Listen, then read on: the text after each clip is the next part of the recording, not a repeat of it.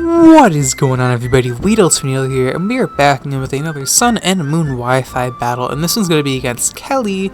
Now, looking at her team, she has a pretty threatening team. I'm just kind of hoping I can avoid some legendaries for a few battles, but unfortunately, I'm facing Jirachi, which is a very high skill cap Pokemon, Tornadus T, and Polion and Inferni, which are kind of cool, Tapu Bulu, and Rotom Cut, which is a nice refresher for Rotom Wash. I'm using Regice. I know, guys, I'm using a legendary. What a noob, because Regice is so overpowered. Togedemaru, I'm bringing him back. Spec Swallow, Sandslash, Assault Vest Slowbro, and Choice Scarf Miensha. So this team is packing some heat on it. I didn't reveal my Regice set because I'm leading off with it, expecting the Rotom Cut lead, and then I will reveal my Regice set in a couple of seconds. So be patient, people. So we are challenged by Kelly. She's going to be leading off with her Rotom Cut, as I'm going to be leading off with my Regice, my Faceless. Now, Regice looks pretty cool in this generation, no lie. She's actually just going to go for the Volt Switch turn 1, realizing that she's made a mistake leading off with Rotom Cut. Everyone leads off with the Rotom. I don't know why, it's like a fetish people have. It's so readable. If you're just don't lead off with the Rotom if you're against me, because I always predict it. It's literally like the lead 100% of the time. But anyway, I'm going to go for the Z move here, as I'm actually going to reveal it's going to be Z Gravity, so I'm just going to use it. We're going to shrink a little bit, and I'm actually going to get a special attack boost with Z Gravity. That's part of the effect of the Z status move, as now I'm going to go for the Focus Blast. Full confidence, because I know I cannot miss Focus Blast. That's the only reason why I'm running Z Gravity, because I'm sick of missing moves, people. I just want some reliable, powerful moves, you know? And Regice can provide that. I mean, not maybe reliable because it has to not die, but like, I mean, if it gets to attack, it gets to attack. So I'm going to be able to go for the second Focus Blast under the Empoleon and knock him out. So, unfortunately, Empoleon got Stealth Rocks up, and I do have a couple of things weak to Stealth Rocks on my team, this Regice included, and it isn't a battle of mine unless half my Pokemon are weak to Stealth Rocks. So here, she's going to bring in her Jirachi, and she's actually going to go for the normal Z move, so I was kind of wondering what Z move this was, and Jirachi looks evil. Jesus, do you see that face? But the Jirachi's going to go for the Z Happy Hour, and it's going to make it rain money. And apparently Z Happy Hour actually gives all your stats +1 like Z Conversion, so this Jirachi is looking like a threat. But I am able to get the paralysis on it with the Zap Cannon, so thankfully it's not going to be able to flinch my entire team, because now it can't outspeed my entire team. So I'm going to save my Regice for later and bring in my Sandslash on the Jirachi, thinking it really can't touch me, as luckily I get paralysis with the, the Zap Cannon coming through there. As now, I'm actually just going to go for the Earthquake.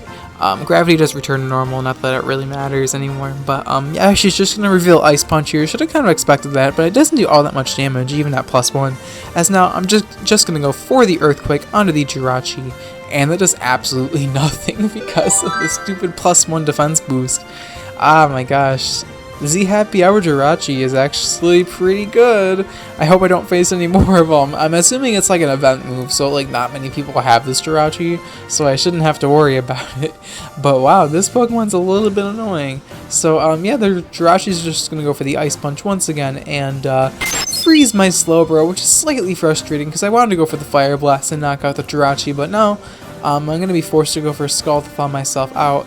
I'm actually unsure if Fire Blast automatically thaws you out. I think it's only Scald. I could be wrong though, I could have my information wrong, but unfortunately the Jirachi lives the Scald with such little HP, as now I'm going to lose my Slowbro to the Thunder Punch. Unfortunate. This is Assault Vest Slowbro, so I did have Special Attack Investment, Max Special Attack Investment, but unfortunately the +1 Special Defense boost makes Jirachi very bulky, so I'm going to bring in my Mienshao here, and then I'm just going to go for the U-turn here. I'm assuming she's just going to sack off her Jirachi at this point, so thankfully this monster is dead. Oh my gosh, this Pokemon was very threatening. I'm very thankful I got the Zap Cannon off on it, because if I didn't, this thing would have been flinching my entire team. So here I'm going to bring in my Spec Swallow, as now she's just going to bring in her Rotom Cut, and I'm using Spec Swallow just because they gave Swallow a special attack buff in this generation, in Gen 7, so that's cool, and they also give it access to Hurricane. Now my Swallow does not have Hurricane because I want Heat Wave, but yeah, the option is there, so down goes my Swallow. Unfortunately, it could not one-shot Rotom with Boom Burst. I probably should have played it safer there and just U-turned out, but I wanted to just see how much damage I could do. I didn't really care at that point, so she's going to bring in a Tornadus T, as I'm going to bring in my Rammus here. I'm not playing the best this game, but I don't know. It's just I'm trying a new team out, so I'm just kind of having fun. So she's actually gonna connect her Hurricane here, as unfortunately it's just gonna knock out my Sand Slash. I was really hoping I can get the Rapid Spin off, but unfortunately I just cannot hit anything. So whatever.